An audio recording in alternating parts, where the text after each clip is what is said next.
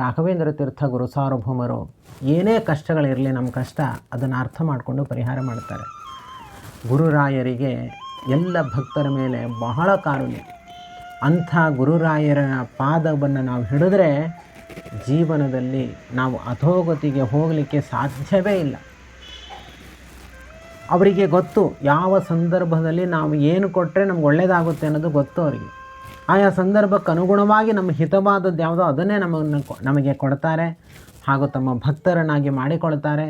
ಈ ಜೀವನದಲ್ಲಿ ಮಾತ್ರವಲ್ಲದೇ ಮುಂದಿನ ಎಲ್ಲ ಜನ್ಮಗಳಲ್ಲಿಯೂ ಕೂಡ ನಮ್ಮನ್ನು ಉದ್ಧಾರ ಮಾಡುತ್ತಾರೆ. ಅದಕ್ಕಾಗಿಯೇ ಅವರು ಮಂತ್ರಾಲಯ ಕ್ಷೇತ್ರದಲ್ಲಿ ಇಂದು ಕೂಡ ನೆಲೆಸಿದ್ದಾರೆ.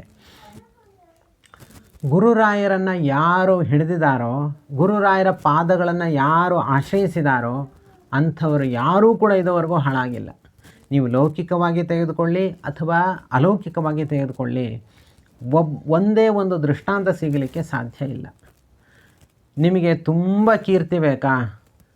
ರಾಯರನ್ನೇ ಆಶ್ರಯಿಸಿ. ನಿಮಗೆ ಗೊತ್ತು ಯಾವುದಾದ್ರೂ ಒಂದು ಊರಿದೆ ಅಂತ ಇಟ್ಕೊಳ್ಳೋಣ, ಆ ಊರಲ್ಲಿ ಯಾರೂ ಬರಲ್ಲ ಅಥವಾ ಅದನ್ನು ಹೇಳೋರಿಲ್ಲ ಕೇಳೋರಿಲ್ಲ ಅಂತ ಇದ್ದಾಗ ಅಲ್ಲಿ ಒಂದು ಗುರುರಾಯರ ವೃಂದಾವನವನ್ನು ಪ್ರತಿಷ್ಠಾಪನೆ ಮಾಡಿದ್ರೆ ಎಲ್ಲರೂ ಬರ್ತಾರೆ. ಅದು ಒಳ್ಳೆ ಹೆಸರುವಾಸಿಯಾಗಿಬಿಡುತ್ತೆ ಆ ಊರು. ಆ ಗುರುರಾಯರ ಒಂದು ವೃಂದಾವನವನ್ನು ಅಲ್ಲಿ ನಾವು ಪ್ರತಿಷ್ಠಾಪನೆ ಮಾಡಿದ್ರೆ ಆ ಊರು ಬಹಳ ಪ್ರಸಿದ್ಧಿಯನ್ನು ಹೊಂದಿಬಿಡುತ್ತೆ, ಬೇಕಾದಷ್ಟು ಹಣ ಬರುತ್ತೆ ಮತ್ತು ಬೇಕಾದಷ್ಟು ಜನಕ್ಕೆ ಸಾಧನೆಯೂ ಆಗುತ್ತೆ. ಎಲ್ಲ ಮಂತ್ರ ಸ್ತೋತ್ರಗಳನ್ನು ಹೇಳಿ ತಮ್ಮ ಸಾಧನೆಯೂ ಕೂಡ ಅವರು ಮಾಡಿಕೊಳ್ತಾರೆ. ಇನ್ನು ಗುರುರಾಯರ ಹೆಸರನ್ನು ಇಟ್ಕೊಂಡ್ರೆ ಸಾಕು. ನಾವು ಯಾವುದಾದ್ರೂ ಒಂದು ಸಂಸ್ಥೆಯನ್ನು ಮಾಡ್ತಾಯಿದ್ದೀವಿ ಅಂತ ಇಟ್ಕೊಳ್ಳಿ, ಗುರುರಾಯರನ್ನ ಹೆಸರನ್ನು ಇಟ್ಕೊಂಡ್ರೆ ಸಾಕು, ಆ ಸಂಸ್ಥೆಗೆ ಅಲ್ಲೆಲ್ಲದಷ್ಟು ಹೆಸರು ಬಂದುಬಿಡುತ್ತೆ. ರಾಯರ ಹೆಸರನ್ನು ಹೇಳಿದ್ರೆ ಸಾಕು, ಒಳ್ಳೆಯ ಹೆಸರು, ಕೀರ್ತಿ ಬೇಕಾದಷ್ಟು ಬರುತ್ತೆ, ಹಣ ಬೇಕಾದಷ್ಟು ಸಿಗುತ್ತೆ. ಎರಡೇ ತಾನೇ ಮನುಷ್ಯರಿಗೆ ಬೇಕಾಗಿರುವಂಥದ್ದು. ಎರಡೂ ಬೇಕಾದಷ್ಟು ಪುಷ್ಕಳವಾಗಿ ನಮಗೆ ಸಿಗಬೇಕು ಅಂದರೆ ಅದು ರಾಯರ ಹೆಸರಿನಿಂದ ಹಾಗೂ ರಾಯರಲ್ಲಿ ಭಕ್ತಿ ಮಾಡೋದರಿಂದ ನಮಗೆ ಸಿಗುತ್ತೆ. ರಾಯರ ಹೆಸರನ್ನು ಕೇಳಿದ್ರೆ ಸಾಕು, ಎಷ್ಟೋ ಜನ ನಮ್ಮನ್ನು ಬಹಳ ಉಚ್ಚ ಮಟ್ಟದಲ್ಲಿ ನೋಡ್ತಾರೆ. ರಾಯರ ಭಕ್ತರು ಅಂತ ಹೇಳಿದ್ರೆ ಸಾಕು, ಅವರ ಬಗ್ಗೆ ಬಹಳ ವಿಶೇಷವಾದ ಒಂದು ಆದರವನ್ನು ತೋರಿಸ್ತಾರೆ. ಆದ್ದರಿಂದ ಯಾರು ಇಲ್ಲಿಯ ತನಕ ಏನಾದರೂ ಒಂದು ದೊಡ್ಡ ಉದ್ದೇಶವನ್ನು ನೀವು ಯಾರಾದರೂ ಹೊಂದಿದರೆ, ನೀವು ಮಾಡಬೇಕಾಗಿರೋ ನಿಮ್ಮ ದೊಡ್ಡ ಉದ್ದೇಶ ಇತ್ತು ಅಂತಂದರೆ ರಾಯರ ಹೆಸರಿನಲ್ಲಿ ನೀವು ದೊಡ್ಡ ದೊಡ್ಡ ಕೆಲಸವನ್ನು ನೀವು ಮಾಡಿ ನಿಮಗೆ ಒಳ್ಳೆಯ ಹೆಸರು ಬರುತ್ತೆ, ಒಳ್ಳೆಯ ಕೀರ್ತಿ ಕೂಡ ಬರುತ್ತೆ.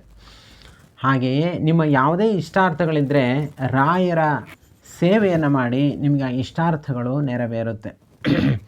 ಎಷ್ಟೋ ಜನಕ್ಕೆ ಉದ್ದೇಶ ಇರಲ್ಲ, ಆದರೆ ರಾಯರೇ ಸ್ವಪ್ನದಲ್ಲಿ ಬಂದು ಸೂಚನೆ ಮಾಡಿ ಮಾರ್ಗದರ್ಶನವನ್ನು ಮಾಡಿ ಇಂಥ ಸೇವೆಯನ್ನು ನೀನು ಸಲ್ಲಿಸು ಎಂಬುದಾಗಿ ಹೇಳ್ತಾರೆ. ಅಂಥ ಸೇವೆಯನ್ನು ಈಗ ಎಷ್ಟೋ ಮಠಗಳಿದೆ, ನೂರಾರು ಮಠ, ಸಾವಿರಾರು ಮಠಗಳಿದೆ. ನೀವೆಲ್ಲ ಮಠಗಳಿಗೆ ಹೋಗಿ ಏನೋ ಒಂದಲ್ಲೊಂದು ಕೇಳಿ ಒಂದು ಪವಾಡ ಇರುತ್ತೆ.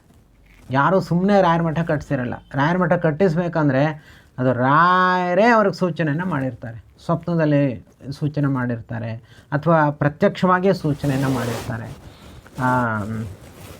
ಒಂದು ಹಳ್ಳಿ, ಕುಗ್ರಾಮ, ಮೂಗೂರು ಅಂತ ಒಂದು ಹಳ್ಳಿ ಇದೆ ಮೈಸೂರು ಹತ್ರ. ಅಲ್ಲಿ ಒಬ್ಬರು ಸಾಧಕರಿದ್ದರು.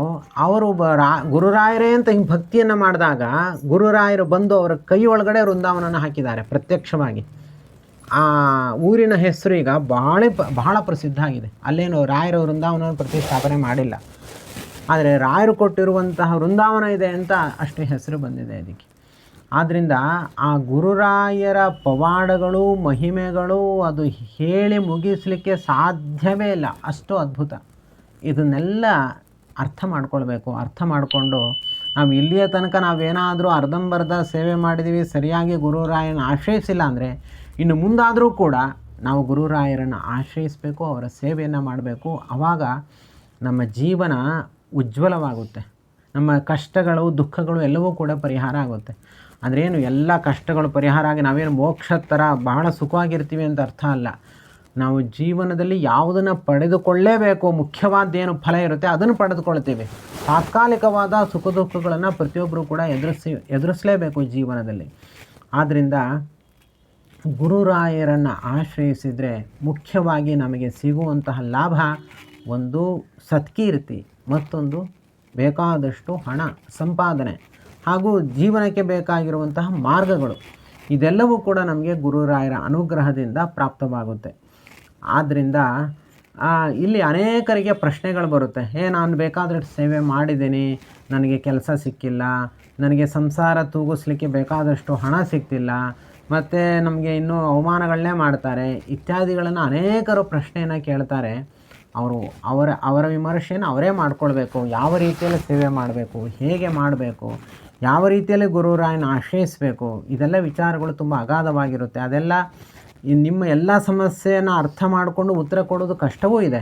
ಆದ್ದರಿಂದ ನಾವು ಜಗದ್ಗುರು ಶ್ರೀ ಮಧ್ವಾಚಾರ್ಯ ಸಿದ್ಧಾಂತ ಪ್ರತಿಷ್ಠಾನ ಎಂಬ ಸಂಸ್ಥೆಯಿಂದ ರಾಯರ ಸೇವೆ ಎಂಬ ಪುಸ್ತಕವನ್ನು ಪ್ರಕಟಣೆ ಮಾಡಲಾಗಿದೆ. ಈ ರಾಯರ ಸೇವೆ ಪುಸ್ತಕವನ್ನು ನೀವು ಆಮೂಲಾಗ್ರವಾಗಿ ಓದಿದ್ರೆ ರಾಯರ ಸೇವೆಯನ್ನು ಹೇಗೆ ಮಾಡಬೇಕು, ನಮ್ಮ ಆತ್ಮವಿಶ್ವಾಸವನ್ನು ಹೇಗೆ ಅಭಿವೃದ್ಧಿಪಡಿಸ್ಕೊಳ್ಬೇಕು, ಹಾಗೂ ಗುರುರಾಯರು ನಮಗೆ ನಿತ್ಯವಾಗಿಯೂ ಕೂಡ ಅನುಗ್ರಹ ಮಾಡೇ ತೀರ್ತಾರೆ. ಎಲ್ಲ ವಿಷಯವೂ ಕೂಡ ಈ ರಾಯರ ಸೇವೆ ಅನ್ನುವಂತಹ ಪುಸ್ತಕದಲ್ಲಿ ನಿಮಗೆ ಲಭ್ಯವಿದೆ.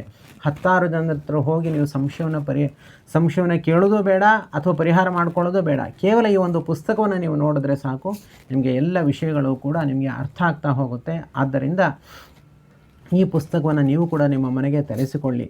ಗುರುರಾಯರ ಅನುಗ್ರಹವನ್ನು ನೀವು ಪಡೆದುಕೊಳ್ಬೇಕು ಅಂದರೆ ಗುರುರಾಯರನ್ನೇ ನೀವು ನಿತ್ಯವಾಗಿಯೂ ಕೂಡ ಮನಸ್ಸಿನಲ್ಲಿ ತಂದು ವಿಶೇಷ ಆರಾಧನೆಯನ್ನು ಮಾಡಬೇಕು. ಅದಕ್ಕೋಸ್ಕರ ಪರಿಮಳ ಗ್ರಂಥ ಈಗ ಮರದ ಪೆಟ್ಟಿಗೆಯಲ್ಲಿ ಸಿದ್ಧವಾಗಿದೆ. ಈ ಮರದ ಪೆಟ್ಟಿಗೆ ಒಳಗಡೆ ಪರಿಮಳ ಗ್ರಂಥ ಇರುತ್ತೆ.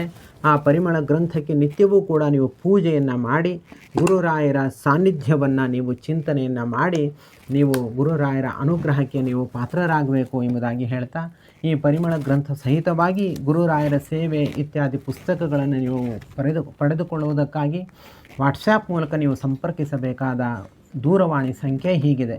ಯಾರೂ ಕೂಡ ಫೋನ್ ಮಾಡಬಾರ್ದು, ಕೇವಲ ವಾಟ್ಸ್ಯಾಪ್ ಮಾಡಬೇಕು ಎಂಬುದಾಗಿ ಹೇಳ್ತಾ, ಸರ್ವಗುಣ ಸಂಪೂರ್ಣ ಸರ್ವದೋಷ ವಿವರ್ಜಿತ ಪ್ರಿಯತಾಂ ಪ್ರೀತೇವಾಲಂ